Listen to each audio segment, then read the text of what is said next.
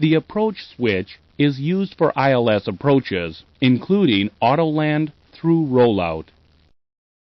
The switch selects two modes, glide slope or pitch, and localizer for roll.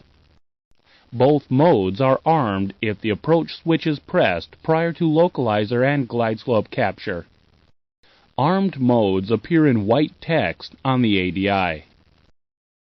The approach switch also arms the non-engaged autopilots for an ILS autoland, which will be covered later in the lesson.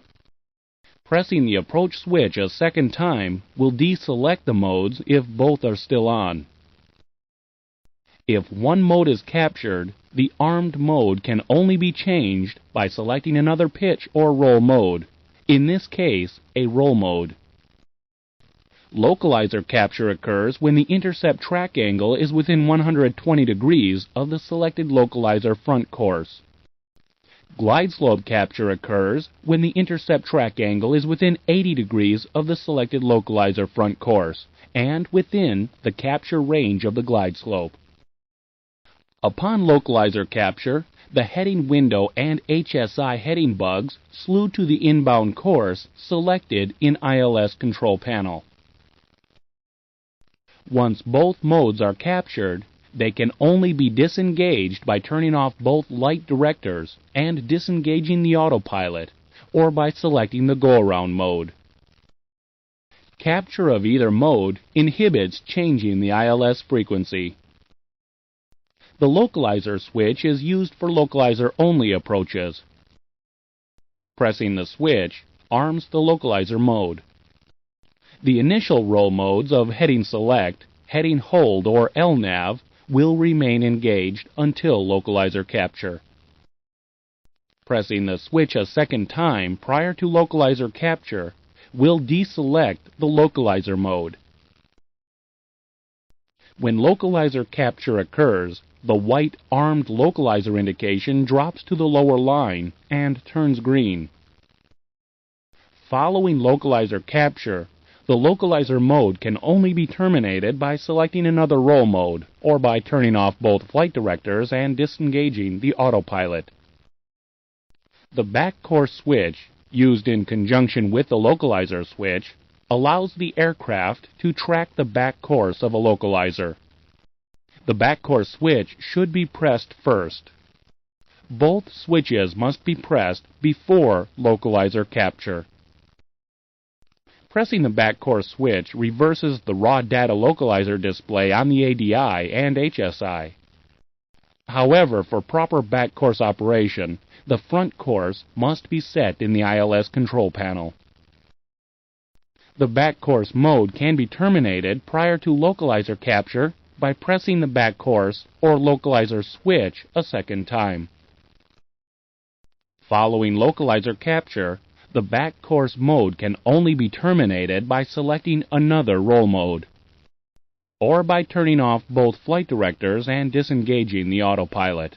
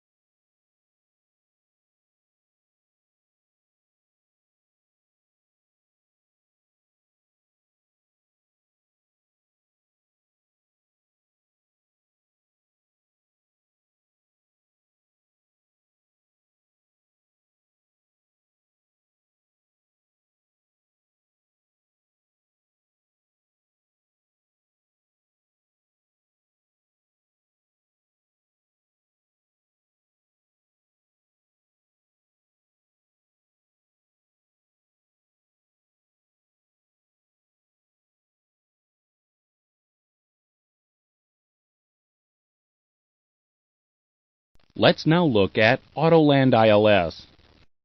Automatic ILS landings require the simultaneous operation of 2 or 3 autopilots with fully complemented FCCs, sensors, and servos. All 3 autopilot systems are continuously monitored by the Autoland status system. Indications of normal and abnormal Autoland conditions are displayed by 2 Autoland status annunciators, or ASAs, located on the flight instrument panels. Both ASAs show identical indications, except when tested. The type of Autoland is displayed in the upper window, either a green, Land 3, or Land 2. Land 2 indicates that at least 2 autopilot systems are commanding the aircraft. Land 2 can be used for Cat 2 approaches. Land 3 is displayed when the aircraft is commanded by 3 autopilot systems with independent electrical and hydraulic power sources. Land 3 is required for all Cat 3 approaches. An Autoland begins when the approach switch is pressed, normally on an intercept heading. Pressing the approach switch arms the disengaged autopilot systems and illuminates the associated command switches. Following localizer and glide slope capture at 1,500 feet radio altitude, the 2 armed autopilot systems engage automatically. At that point, if the 3 autopilot systems are operating normally, the ASAs will display Land 3. Land 2 is enunciated when failure prevents Land 3 operation, but an Autoland is possible with 2 autopilot systems. If a failure affecting Autoland is detected any time during flight, the lower ASA window will display either an amber No Land 3 or No Autoland. A No Autoland enunciation results from multiple system failures and indicates no Autoland capability. A No Land 3 enunciation indicates a single system failure with 2 autopilot systems available. Consequently, No Land 3 is associated with the Land 2 enunciation. Each ASA can be checked with 2 test buttons. The Test 1 button displays Land 3 and No Land 3. The Test 2 button displays Land 2 and No Autoland.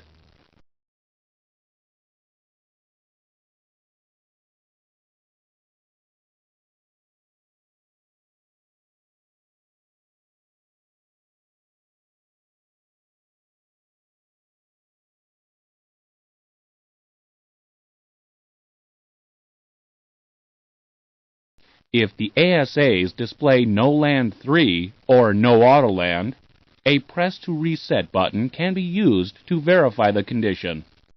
Pressing the button will clear the lower window if the failure no longer exists.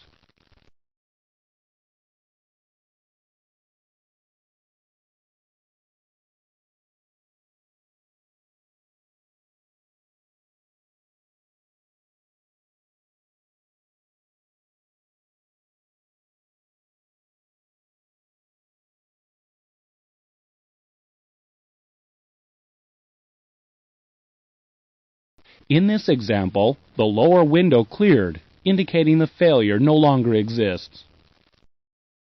Below 200 feet radio altitude, the upper window is inhibited.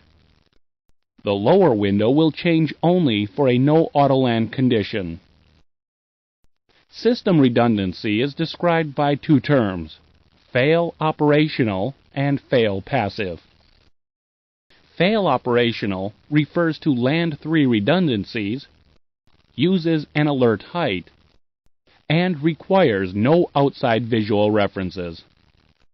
During fail operational, if a failure occurs below the alert height, the Autoland system will remain operational with 2 autopilot systems able to perform the Autoland.